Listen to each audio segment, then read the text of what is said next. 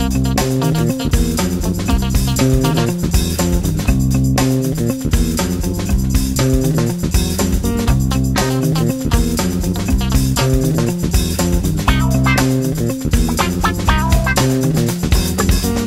is going to blow you away, Gary.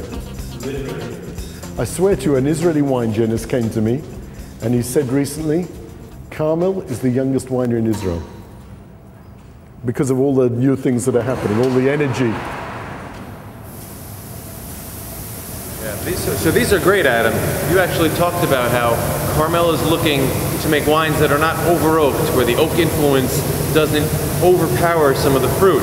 And you've taken us into what's a very special room. Why don't you tell our viewers a little bit about what we have behind us? Well, like the cement tanks, when I said they've come back into fashion, also large oak barrels. This is the size of barrel, or even bigger than this, where they did the fermentation 100 years ago. Now these are coming back into fashion. This is our foudre room, which is a French word. These are 5,000 litre barrels. They're brand new, and we have them at Yatir and also have them here. And it provides yet another winemaking tool for those wines. There are certain wines that like oak too much. Here you have a new room, which shows that, you know, what goes around comes around. Nothing new under the sun in winemaking. That's great. I'll give you my address in New York. You can just ship one of these over to me, and I'll be set for a while. Good.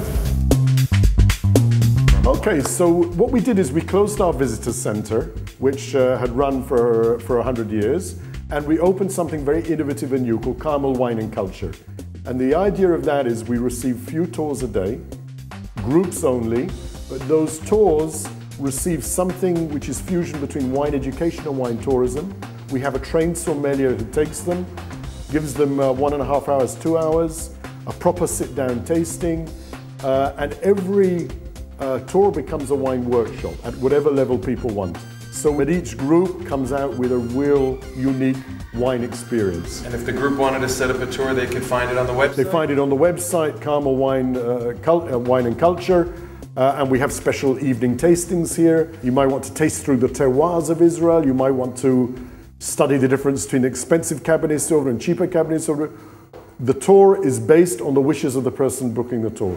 So we've spoken a little bit about the history and you've shown us the different facilities. One of the things that I want to talk about, and I think that the viewers would be very interested in, is some of the stuff going on inside the bottles. Do you want to tell us a little bit about the Mediterranean? Okay, so Carmel believes that Mediterranean varieties are most suitable for Israel.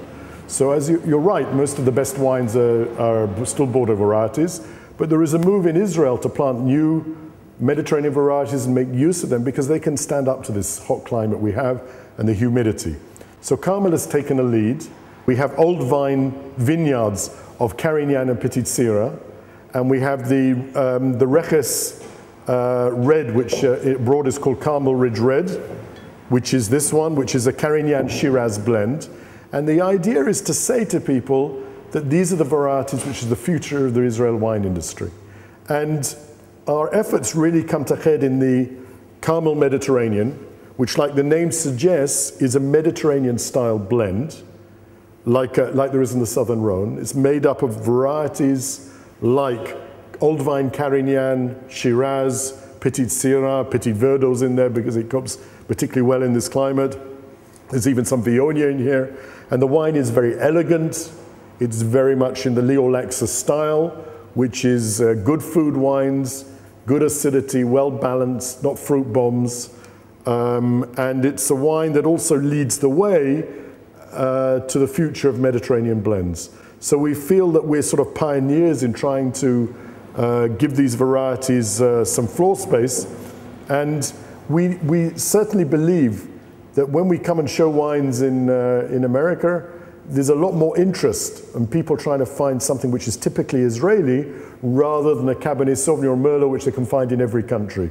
So an Old Vine Carignan, which is this one, or an Old Vine Petite Sirah, these are varieties which show Israel slightly more exotic, slightly more Israeli, slightly more terroir wines, which we feel is showing an Israeli character, which the Bordeaux varieties don't show. So this is the future of Israeli wine.